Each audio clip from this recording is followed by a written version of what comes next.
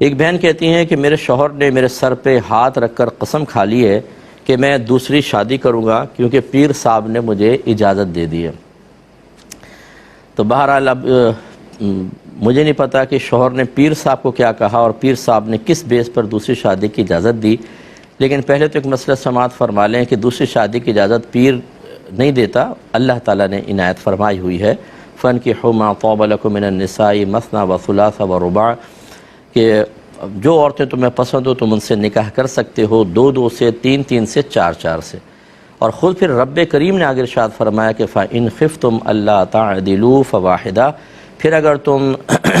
خوف رکھتے ہو کہ ان کے مابین عدل نہ کر سکو گے تو ایک عورت سے نکاح کرو۔ یہ ضرور اپنے شوہر سے پوچھیں کہ پیر صاحب نے شادی کی اجازت کے ساتھ یہ بھی بتایا تھا کہ عدل کرنا ہوتا ہے، اور کیا عدل کا طریقہ بتایا تھا؟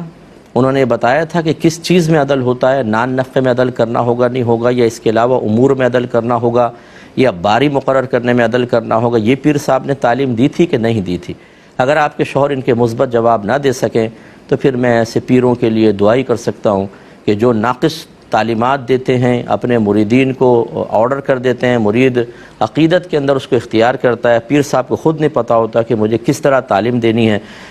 اور گھر کے گھر ڈسٹرب ہو جاتے ہیں۔ اب یہ شاید سر پہ ہاتھ رکھ کر قسم کھانے کا طریقہ بھی ہو سکتا ہے، بہن نے ذکر نہیں کیا، پیر صاحب نے کہا کہ تم قسم کھا لینا، اس کے بعد تم دوسری شادی کر لینا، تو آپ کے سر پہ قسم کھانے کی ضرورت کیا تھی؟ سر پہ ہاتھ رکھے ویسے ہی قسم کھانے کا کوئی شرعی تصور نہیں ہے، ایک بات اچھی طرح یاد رکھیں۔ تو وہ قسم کا اعتبار ہوگا، اللہ کی قسم کھائی ہے تو اس کا اعتبار ہے، لیکن سر پہ ہاتھ رکھ کے قسم کھانے کا کوئی شرعی طریقہ نہیں ہے۔ خلاصہ کلام یہ ہے کہ بہرحال آپ کے اپنے شوہر کو سمجھائیں کہ یہ دوسری شادی کرنے کا جو شوق، اور پیر صاحب کو ڈھال بنا کر جو آپ کو شوق پیدا ہوا ہے، آپ عدل وغیرہ کر سکیں گے کہ نہیں؟ اور بہتر ہے کہ اپنے قریبی کسی اہل سنت کے دارالعلوم سے اس پہ فتویٰ لے لیں، اس طرح کویسچن لکھیں کہ اگر ایک شوہر اپنے پیر صاحب کے کہنے پہ دوسری شادی کرے